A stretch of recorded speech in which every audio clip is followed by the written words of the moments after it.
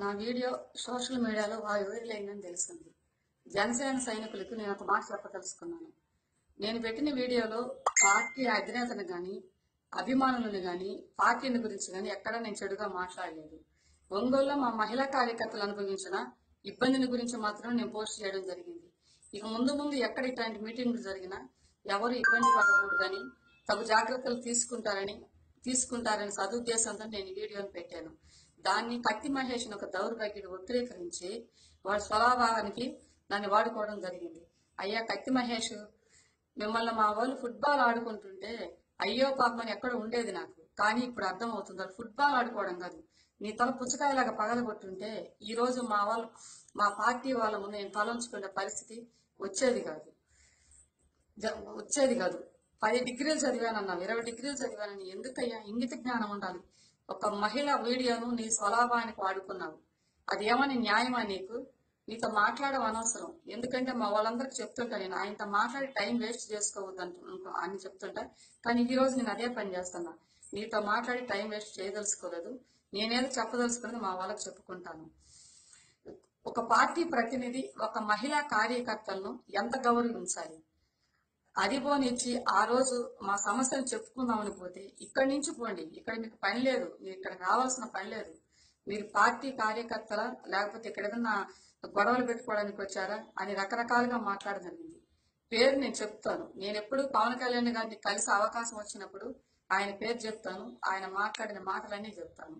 ఎందుకంటే ఒక మహిళా కార్యకర్తగా జనసేన పార్టీ కోసం ఎంతో చేస్తున్న మమ్మల్ని ఆయన ఆ విధంగా మాట్లాడకూడదు.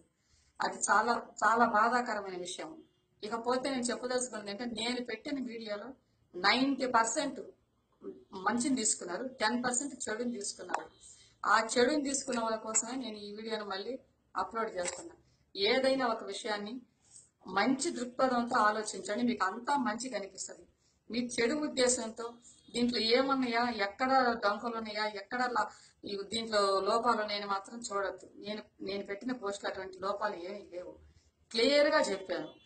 అక్కడ పోలీసు వ్యవస్థ ఫెయిల్ అవడం చెప్పాను, మేము పడ్డ ఇబ్బందులు చెప్పాము, ఒక అధికార ప్రతినిధి మమ్మల్ని అవమానపరచడం చెప్పాను. అంతకు తప్పితే పార్టీని గురించి నేను ఏం మాట్లాడలేదు, తప్పుగా ఒక్క మాట కూడా మాట్లాడలేదు. ఈ విషయంలో నా వీడియో వల్ల ఏమన్నా పవన్ కళ్యాణ్ గారికి బాధ కలిగించుంటే క్షమించమని పవన్ కళ్యాణ్ గారిని మనస్ఫూర్తిగా కోరుకుంటున్నాను. అంతకు తప్పితే ఎవరికి నేను సంజాయించుకోవాల్సిన అవసరం కూడా నాకు లేదు. ఎందుకంటే నేను పెట్టిన వీడియోలో ఎటువంటి తప్పు లేదు. అది అర్థం చేసుకోవడంలోనే మీలోనే ఉంది ఆ తప్పు. ఒక మంచి కోసం పెట్టిన వీడియోని మీరు వక్రీకరిస్తున్నారు. నేను పార్టీని గురించి ఎక్కడ ఏ విధమైన మాటలు మాట్లాడలేదు. మహిళా కార్యకర్తలకు మేము అనుభవించిన నరకాన్ని మాత్రమే దాంట్లో నేను పోస్ట్ పెట్టడం జరిగింది. 2015 నుంచి జనసేన కోసం ఎంతో కష్టపడుతున్నాం మేము. కానీ అంత కష్టపడుతున్న కార్యకర్తలను ప్రతినిధి గుర్తించకుండా అసలు వీళ్ళు అసలు పార్టీలో లేరన్నట్టుగానే మాట్లాడుతున్నారు ఆయన. అది ఎంతవరకు న్యాయం? అందుకే నాకు బాధ అనిపించి ఆ రోజు ఆ పరిస్థితులను బట్టి నేను ఆ వీడియో చేయడం జరిగింది. కొద్ది జన సైనికులందరికీ నాకు ఒక విన్నపం. నేను ఎటువంటి చెడుద్దేశంతో ఆ వీడియో పెట్టలేదు. పార్టీ మీద నాకు అపారమైన గౌరవం, నమ్మకం మీద పార్టీ మీద అపారమైన గౌరవం, నాయకుడి మీద పూర్తి నమ్మకం ఉన్నాయి. జనసేన కోసం ఎంతైనా కష్టపడతాము. కాకపోతే ఇలాంటి సమస్యలు వల్ల అధినేతకి చెడ్డ పేరు వస్తుంది. దానికోసం అట్లా జరగకూడదని నేను ఆ వీడియో పెట్టడం జరిగింది. మొన్న రాజమండ్రిలో జరిగింది. ఏదో అదృష్టశాతం అబ్బాయి బతికున్నాడు. అదే అబ్బాయి చనిపోతే పేరు ఎవరికి పోయేది? పవన్ కళ్యాణ్ గారి మీటింగ్ లో ఒక అబ్బాయి చనిపోయాడు, ఆ విధంగానే పోతుండేది. అందుకని అలాంటి సంఘటనలు జరగకూడదని నేను ముందు తగు జాగ్రత్తలు తీసుకుంటానని ఆ వీడియో పెట్టాను. మీటింగ్ లో ఏ చిన్న ప్రమాదం జరిగినా ఫస్ట్ చెడ్డ పేరు వచ్చేది మన నాయకుడికి. అది మీకు తెలియడంలా. నేనేదో అభిమానులను కించపరిచానని, అభిమానులకు వ్యతిరేకంగా మాట్లాడని ఇద్దరు ముగ్గురు నాకు ఫోన్లు చేయడం జరిగింది. అది తప్పు.